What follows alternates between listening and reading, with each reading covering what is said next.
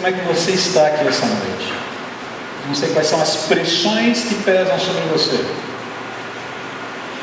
Sobre mim pesam algumas, ou pesavam algumas, hoje elas pesam um pouco menos. Eu acabei vindo para cá de São Paulo, passei antes em Campinas para visitar o meu pai no hospital, como o Azar falou. Meu pai está na UTI do hospital da Unimed.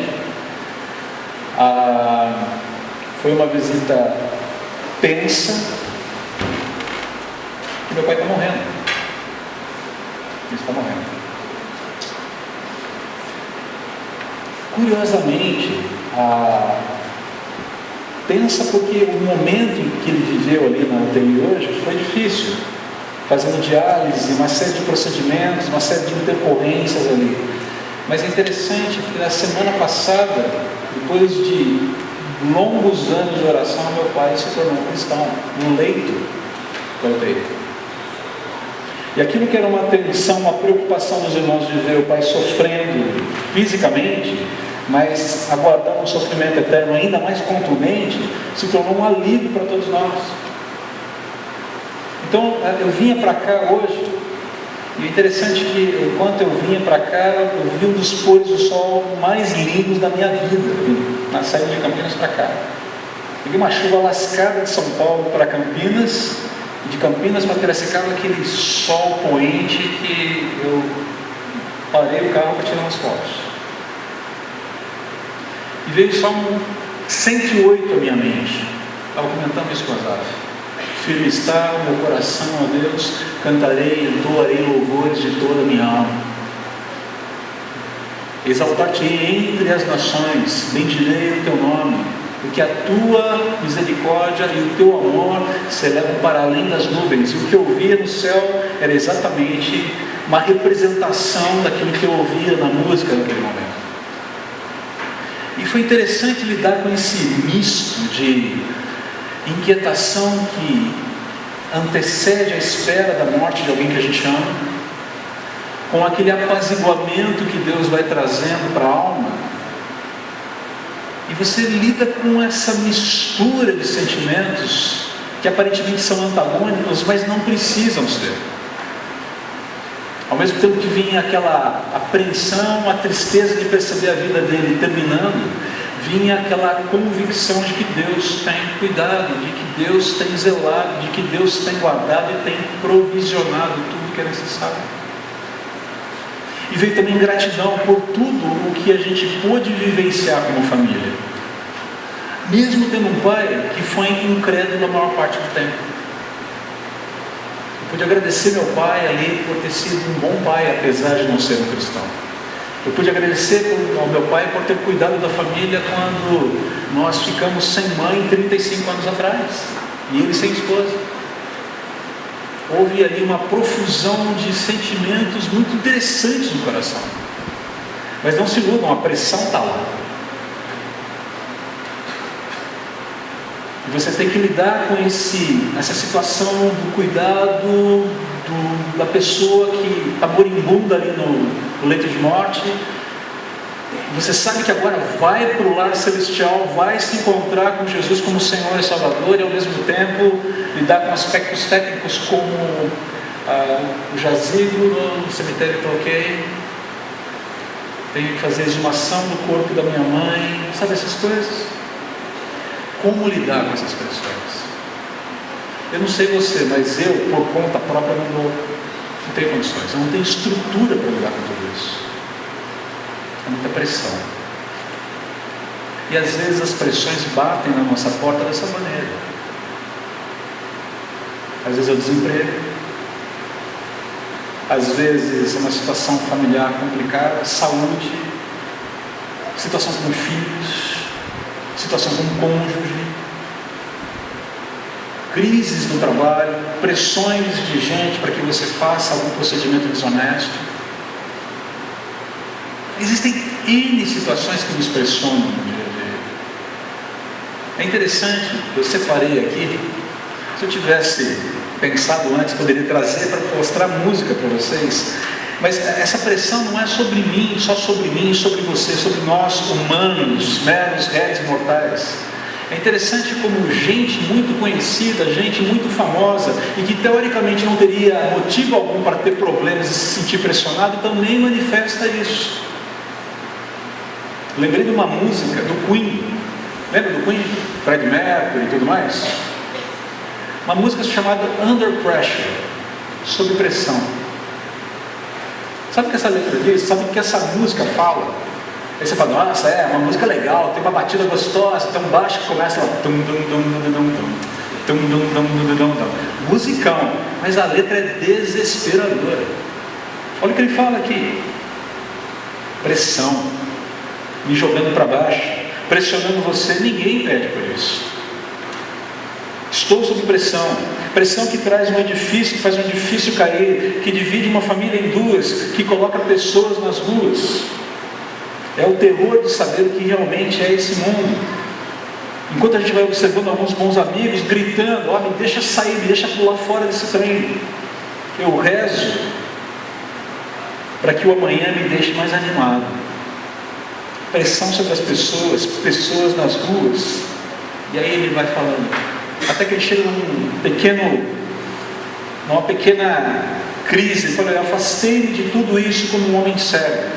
Eu tentei me colocar parte do problema, sentado em uma cerca, mas não funciona.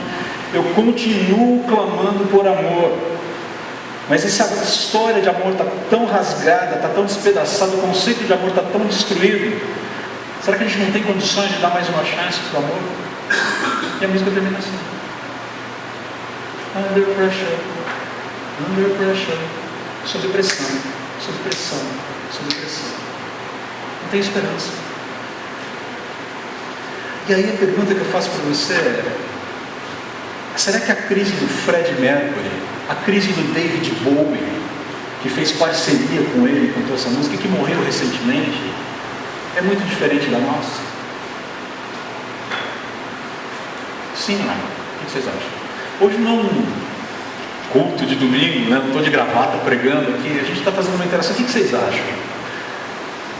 Vou fazer um fala garoto aqui daqui a pouco. E aí? A pressão deles é diferente da nossa? Sim ou não? Quem acha que é, levanta a mão. Quem acha que é diferente, levanta a mão.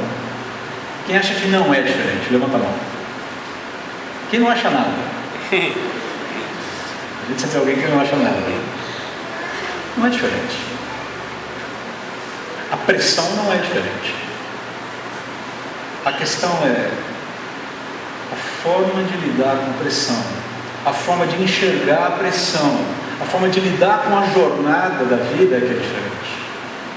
Eu acho interessante quando Davi escreve esse salmo. Vamos ler juntos? Vou tentar aumentar aqui um pouquinho a letra para vocês lerem comigo, tá? Deixa eu ver se eu consigo. Deixa eu ver se eu consigo. Deixa eu ver aqui. Peraí. Tá aqui. Para todo mundo ver agora? Ninguém respondeu, vamos ver. Vamos ficar em pé para ler esse livro.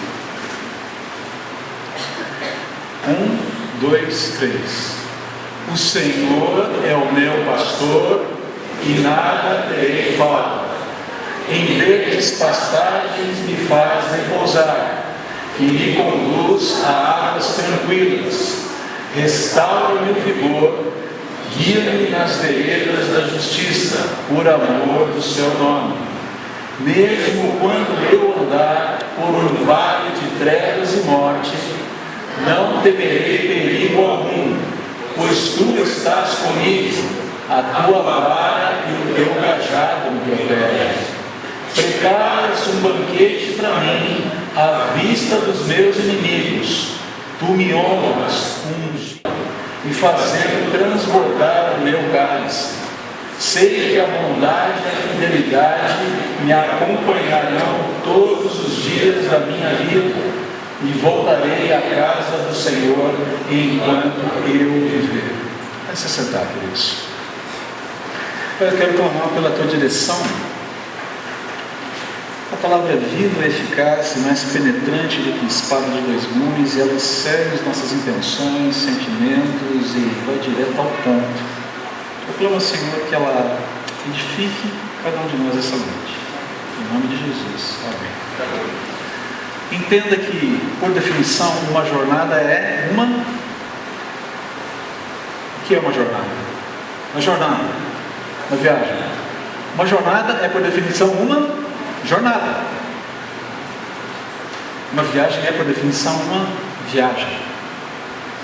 O interessante é que quem escreve esse salmo entende de jornadas, entende de caminho, entende de sair, quer sair de um lugar específico e conduzir até um outro lugar específico. Davi foi, antes de mais nada, um pastor, lembra-se disso? Ele foi alguém que cuidou de ovelhas. Ele era alguém que se interpunha entre o perigo e o seu rebanho. Ele era alguém que passava noites, dias e noites, ao relento, caminhando, levando, cuidando, guardando, alimentando, provendo o rebanho.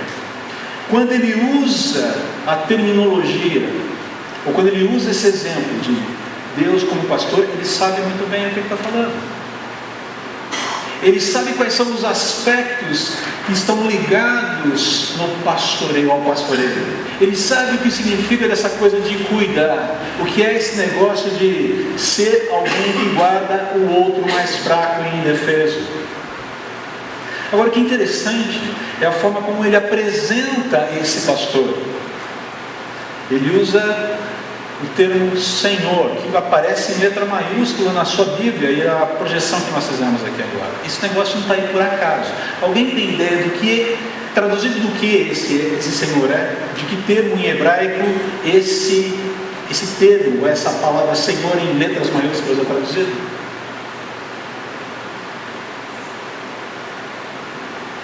Yahvé, ou Javé, aportuguesado Javé.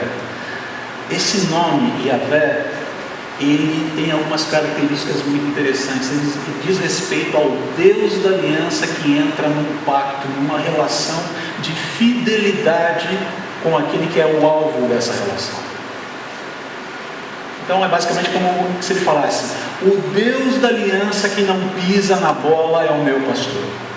O Deus da aliança que não falha na sua fidelidade é o meu pastor. É quase como se ele dissesse isso, fazendo uma tradução do significado do nome. Agora, esse é o ponto, perceba: de nada terei falta. O Senhor é o meu cuidador, o Senhor é o meu provedor, o Senhor é o meu guardador, é aquele que me conduz pela jornada da vida. De nada terei falta. E aí a primeira pergunta que eu quero fazer para você: o que está faltando para você hoje? Está faltando alguma coisa? De verdade? O que está faltando para você hoje que Deus não tenha provisionado? Queridos, existem muitas necessidades que nós criamos, existem coisas que nós inventamos, necessidades que nós achamos que precisamos, coisas que são mais ligadas aos nossos afetos, aos nossos desejos, às nossas afeições, do que necessariamente uma necessidade. Necessidade é, por definição, uma necessidade. O que é necessário para a gente viver? Diz para mim. O que é necessário para que a nossa jornada se cumpra? Diz para mim.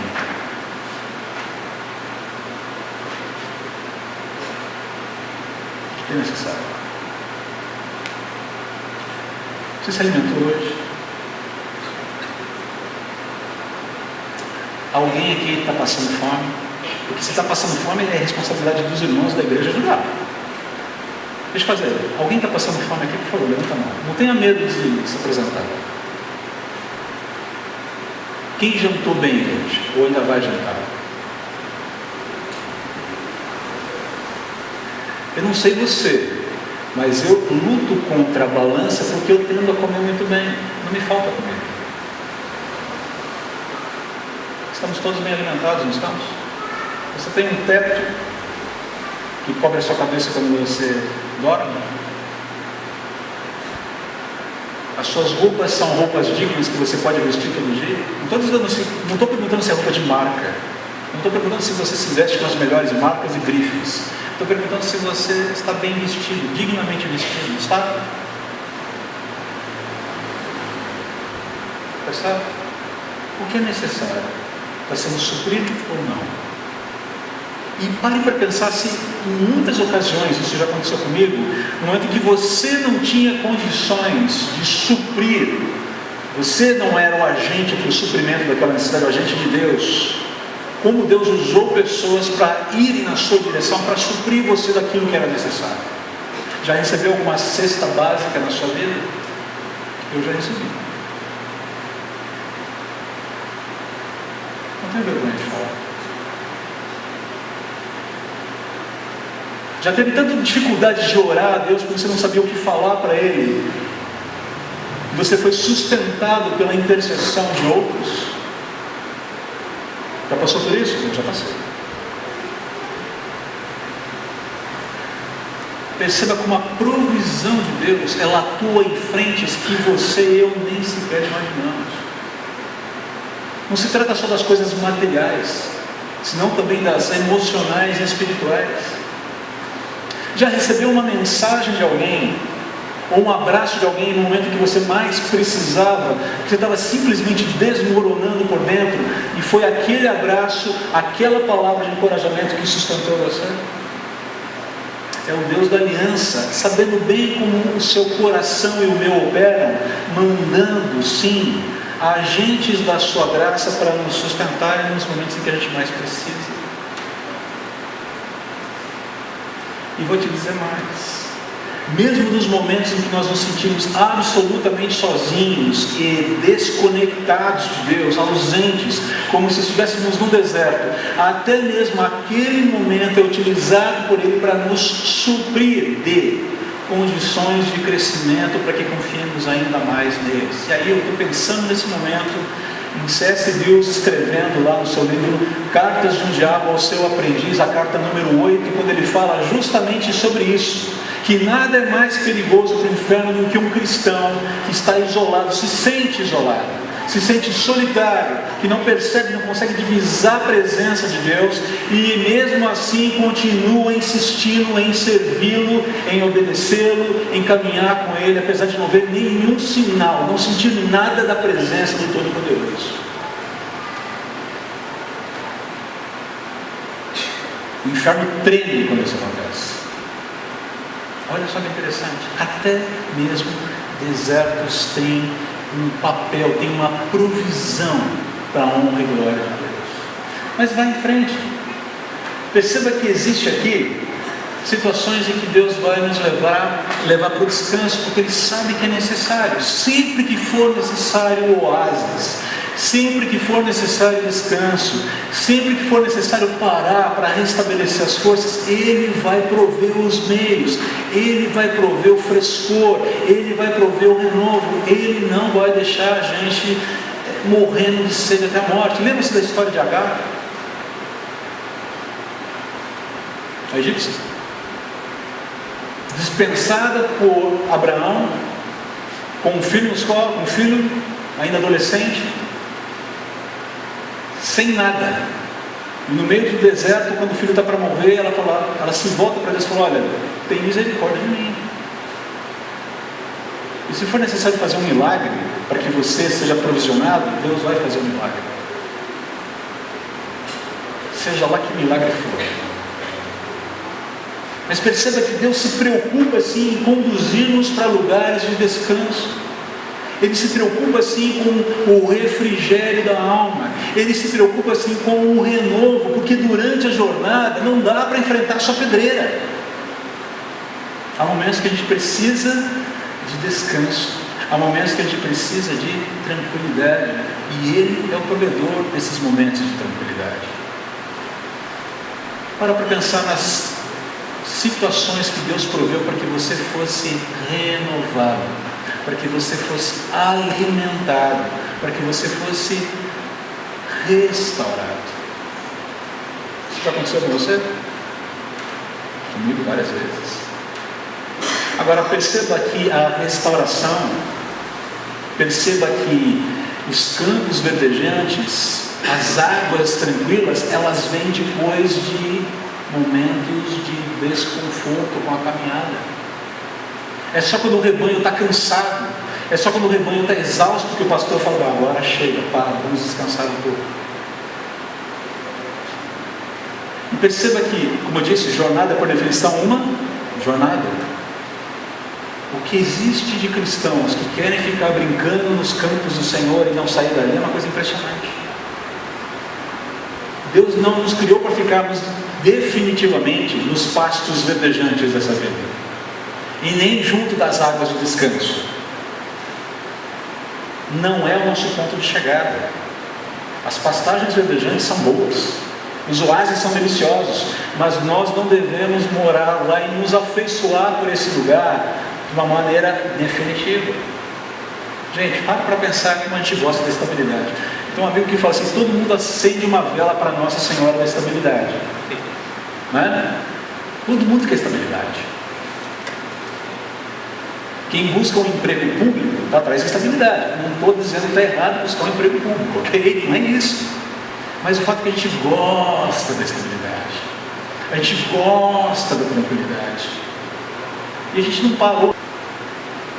A estabilidade que nós teremos se chama céu, paraíso, eternidade. É lá que a estabilidade vai rolar.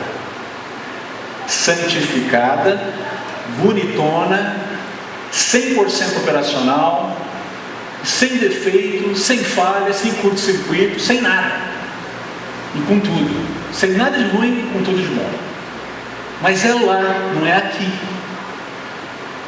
Um oásis é por definição um oásis, não é a chegada, não é o fim do caminho.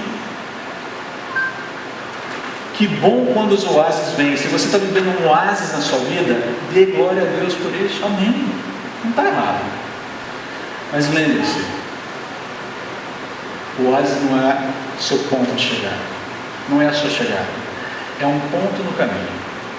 Eu lembro de um casal de amigos nossos, não são cristãos. Alguns anos atrás eles estavam vivendo talvez um dos melhores momentos da sua vida, muito bem empregados, ganhando muito dinheiro, o primeiro filho a caminho. Sabe quando a vida está indo de vento em pouco? Moravam numa cobertura lá em São Paulo, carro importado, Nossa, tudo que você quer ser quando crescer, né? E um dia nós fomos jantar na casa deles, e lá pelas tantas, a esposa vira assim, eu pergunto: pô, gente, que legal isso que está acontecendo com vocês. E a gente é animado por eles, felizes por eles, porque um amigo de verdade se alegra com o sucesso do outro, não tem inveja, tem alegria, né? A gente é feliz por eles. Puxa, que legal isso que está acontecendo, que bacana. De repente, essa menina vira para mim e fala assim: André, tá tudo tão bom que até dá medo. Eu falei: medo? Medo do quê? E aí veio a resposta: medo que acabe. E aí eu falei para ela: eu quero te dizer que em algum momento vai acabar. E acabou de jantar, né? Ela falou: não fala isso, por favor. Bateu na mesa 3 vezes, sabe aquela coisa? Entenda, a vida é dinâmica, e o mundo real funciona. E aí foi uma porta para entrarmos no Evangelho. O que dá sustentação para a sua vida é Deus. Se você colocar a sua esperança na sua conta bancária, no apartamento que você mora, nas roupas que você veste, na quantidade de filhos que você vai ter, nas viagens que você vai fazer, nos cursos e diplomas que você tem, em algum momento esse negócio vai pisar na bola do teu casamento. Em algum momento você pode ter uma surpresa desagradável. Não é verdade? Grande parte da resistência do meu pai com Deus foi por conta de ter perdido a esposa que ele amava com 43 anos. Ele viveu uma amargura de 35 anos que só foi solucionada semana passada. Uma amargura de 35 anos.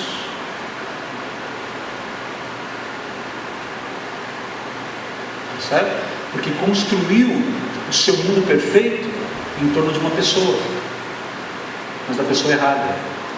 A minha mãe era uma mulher maravilhosa, mas ainda assim era uma pessoa humana limitada, cheia de pecados, que precisou da redenção em Jesus. Construa sua vida em torno de Jesus e as chances de você se frustrar serão bem menores. Construa sua vida em torno do pastor e as suas chances de lidar com os momentos fora do oásis bem mais tranquilamente, ou pelo menos de uma forma pacífica. O coração está apaziguado, está sendo pastoreado, está sendo cuidado. E é interessante ver que Davi continua aqui. Olha aqui: mesmo quando eu andar por um vale de trevas e morte, não temerei perigo algum, pois tu estás comigo, a tua vara e o teu cajado me protegem. Gente, Deus é Deus em qualquer lugar.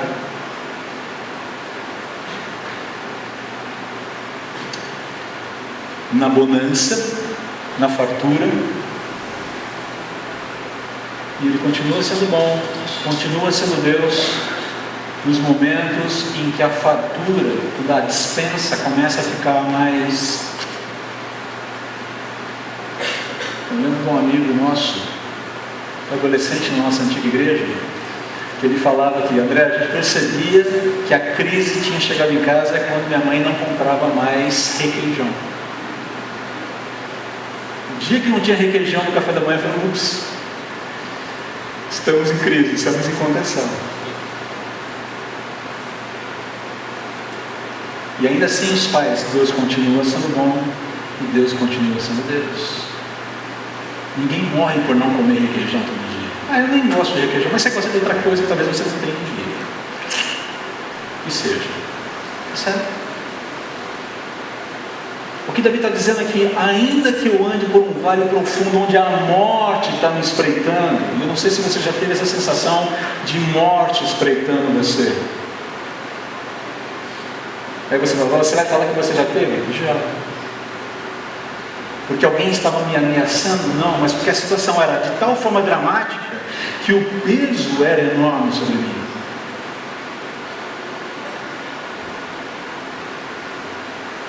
O que é uma depressão? Senão essa sensação de morte espreitando, essa sensação de beco sem saída, de uma situação que é mais um dilema que não pode ser resolvido.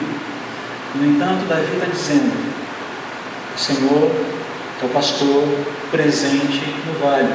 Não importa se é um vale, não importa se é um oásis, não importa a escuridão do lugar, Ele transforma esse lugar num lugar seguro para que eu possa caminhar.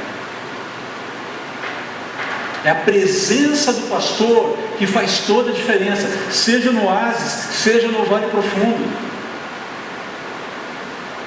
É a presença do pastor que faz toda a diferença, seja numa festa de família onde estão todos presentes comemorando a vida, seja no leito de morte quando alguém está prestes a partir.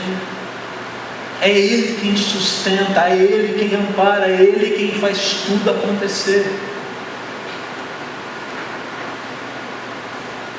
É Ele quem sustenta, é Ele quem está presente quando tudo vai muito bem, obrigado, na sua profissão, e você é um bom funcionário, você é reconhecido pelo seu patrão, você ganha o seu bônus, você ganha o seu salário, mas é Ele também que está presente quando dentro da empresa onde você trabalha, pelo fato simplesmente de você se identificar como cristão, você é achincalhado, você é simplesmente desprezado, você tem um chefe que quer botar você para fora, um colega, um parceiro que vive tentando puxar seu tapete.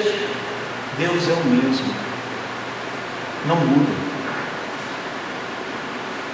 Deus continua sendo bom e continua sendo Deus quando você vive numa família absolutamente funcional. Papai, mamãe, filhinho, filhinha, filhinha, apenas só um filhinho, vários filhinhos, não importa. Aquela família bonitinha, modelo, parece um comercial de margarina na TV. Mas Deus também é bom com aquela família desfuncional e é presente na vida daqueles que estão dentro de uma realidade conturbada, onde pai e mãe não se entendem, onde filhos não respeitam pais, pais sofrem com seus filhos, filhos sofrem com seus pais. Existe sim essa possibilidade. Há possibilidade de resgate. É Deus quem sustenta essas vidas que lhe pertencem em ambientes tão insalubres assim.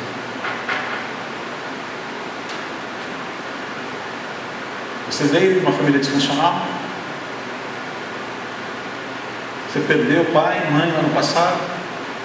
Perdeu um filho?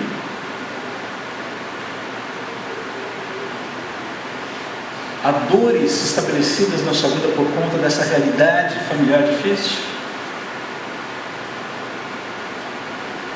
A sua vida familiar se parece muito mais com um vale escuro do que com um oásis?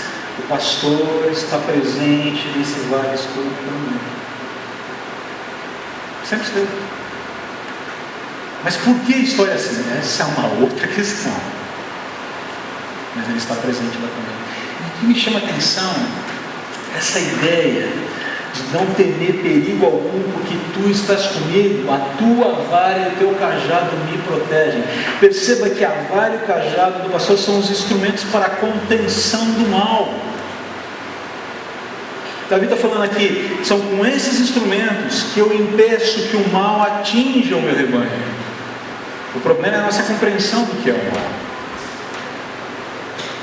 Existe uma visão triunfalista dentro do cristianismo que diz: nenhum problema atinge os crentes, crente não sofre. Mentira! Mentira! Um vale escuro é, por definição, um lugar de sofrimento.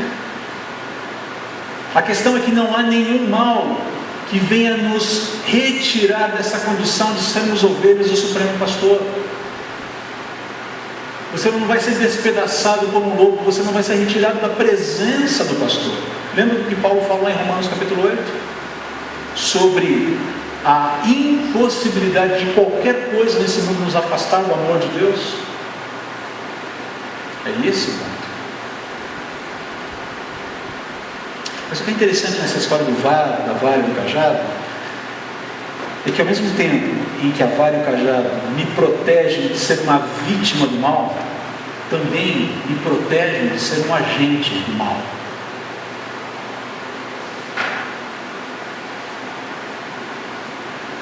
Parou para pensar nisso? As nossas disposições, eu não sei quanto a você, não é ninguém aqui, tá? Mas eu conheço algumas ovelhas bem sapequinhas por aí. Ou como diz um amigo meu, eu conheço vários crentes que são muito patifes. E o fato é que o pastor, quando atua, quando ele volta a sua vara e o seu cajado contra a ovelha, é para proteger a ovelha da sua própria tolice, da sua própria estultícia. Percebam que a vara e o cajado nos protegem do mal, tanto como nos guarda de sermos vítima do mal, mas também de sermos agentes do mal. O que é a palavra de Deus fazendo efeito na sua vida? O que é o contato diário com a palavra de Deus? O que é conhecer a Deus, conhecer a sua palavra e ser transformado por ela? É isso. Provérbios fala de como o homem sábio se afasta dos caminhos do mal, porque considera a sabedoria que vem do Senhor. Agora perceba que interessante, passamos por oásis, passamos por vales perigosos, e de repente o cenário muda. O cenário não é mais uma jornada, o cenário agora é um banquete, é um lugar de chegada. E Davi fala de uma forma muito interessante: preparas um banquete para mim à vista dos meus inimigos, tu me honras, ungindo a minha cabeça com óleo e fazendo transbordar o meu cálice. Essa ideia de que no final das contas o mal será punido, e aqueles que confiaram no bom pastor, aqueles que andaram com o bom pastor, que se deixaram conduzir pelo bom pastor, serão satisfeitos com todo o seu rigor no julgamento do mal. O mal será punido. Não tanto a ideia de que o maldoso será punido. Acho que ninguém aqui vai se contentar com pecadores indo para o inferno.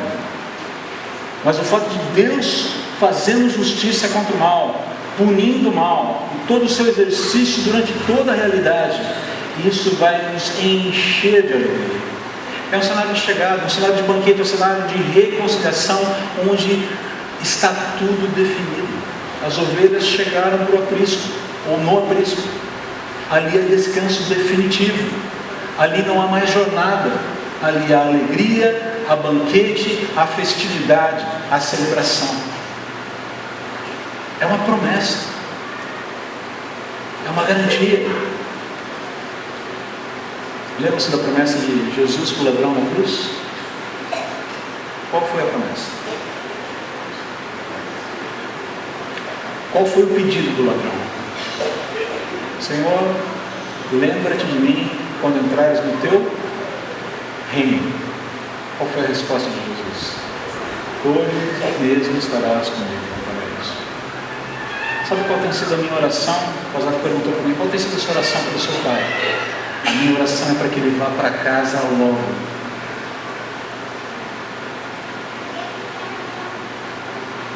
Quando ele for para casa logo, ele estará definitivamente curado. Nossa, que frieza! Se eu amo, de fato, eu quero o melhor para ele. E o melhor para ele não é sofrer no leito do hospital. O melhor para ele é estar na presença do Senhor Jesus, o Supremo Pastor. É simples assim. Vou chorar? Vou sentir a falta dele? Mas a alegria de saber que o reencontro é garantido, que é um banquete aguardando todos nós, traz paz ao coração, traz. Ainda que o momento seja de vale, ainda que o momento seja de desconforto, o Supremo Pastor continua a proteger as suas ovelhas. E por fim, sei que a bondade e a fidelidade me acompanharão todos os dias da minha vida e voltarei à casa do Senhor enquanto eu viver. Existe aqui um misto de visão escatológica de fim, mas também um sentido de propósito, de compromisso com Deus durante a jornada. Eu sei que é a fidelidade de Deus que vai me levar até o fim. Eu sei que é a bondade do Senhor, o Senhor da aliança, que me guardam, que me sustentam durante toda essa caminhada. E a minha resposta para Ele é o meu desejo de me compromissar com Ele. Não de me comprometer, mas de me compromissar. De estar de fato interessado, voluntariamente interessado em caminhar com esse Deus que me salvou, que é o meu pastor, que sustenta a minha vida, que me provê lugares de descanso, que me protege nos lugares de perigo e que vai me levar para o final, quando Ele vai declarar vitória sobre o mal, sobre a morte, e a gente vai celebrar por toda a eternidade. Eu não tenho outra escolha a não ser assumir um compromisso com Ele. Ser salvo, ser cristão, queridos, implica em compromisso. Para de pensar que ser cristão é não posso fazer isso, não posso fazer aquilo. Nossa, a vida cristã é chata, é cheia de não pode. Os jovens reclamaram, cristão não pode beijar na boca. Pode, quando você for casado, pode. Até lá, não deve. Por quê? O que significa isso? Para que eu preciso disso? Como é que eu desenvolvo a minha sexualidade? Sabe? Toca em tudo. Não é o que a gente não pode, mas é o que a gente pode. É o que a gente tem o privilégio de fazer por amor a esse Deus que nos salvou. A resposta é diferente, a perspectiva muda completamente. Quando eu paro para pensar que a minha condição como cristão descortina para mim uma série de possibilidades de vida que eu não teria jamais não sendo cristão, eu percebo que o ganho é muito maior que a perda. E cada vez que eu negocio algum princípio e deixo para trás, ou rejeito algum princípio de Deus, eu rejeito o próprio Deus. E não tem jeito desse negócio dar certo no final.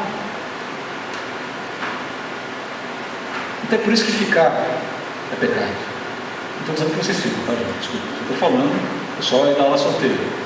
É por isso que adulterar é pecado.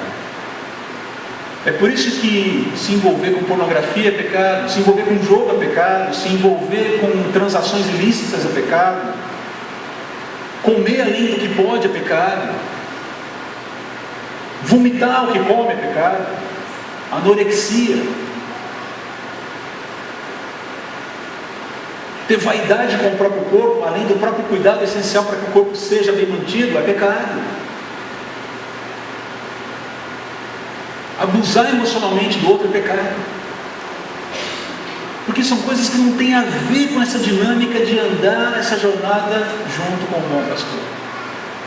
Agora percebam que não é não poder fazer, mas é o que eu posso fazer.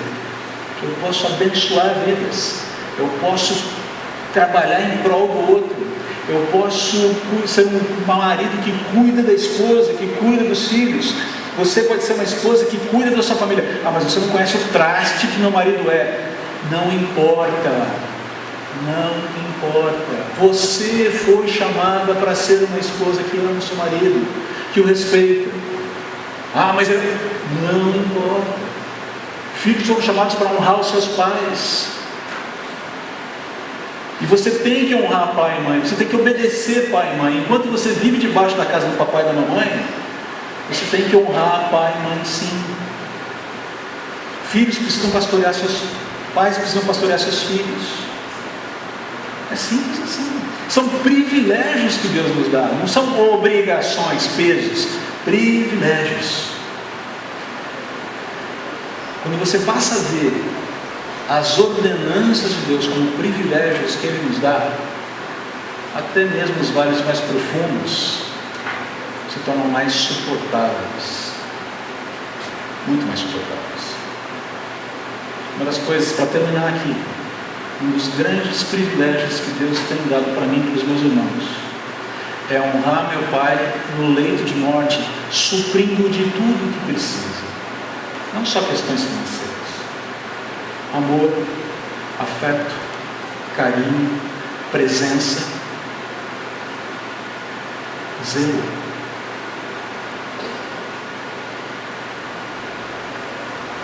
E aí você está falando, poxa, você acha que eu sou um super-homem? Meu coração fica despedaçado às vezes. Hoje eu saí de lá com o coração despedaçado. Meu pai mal me reconheceu hoje. Não importa. Eu o honro, porque acima de tudo eu quero honrar a Deus. E sabe o que foi mais gostoso? Poder falar para o meu pai, expressar para ele de uma maneira muito clara toda a minha gratidão por ele ter sido meu pai. Ele entendeu? Não sei. Mas eu entendi. Eu sei quem ele é. Eu sei o que ele significa na minha vida. Eu sei o que Deus pede que eu faça por amor a ele, expressando a minha gratidão ao Supremo Pastor. É simples assim. Quem nos sustenta durante a jornada não falha. Quem nos sustenta durante o caminho não arreda a pé da sua fidelidade. E tudo que é necessário não vai faltar. Amém? Vamos orar. Obrigado, Senhor Jesus, por ser nosso pastor. Que alegria a gente poder contar com o Senhor a cada momento da vida.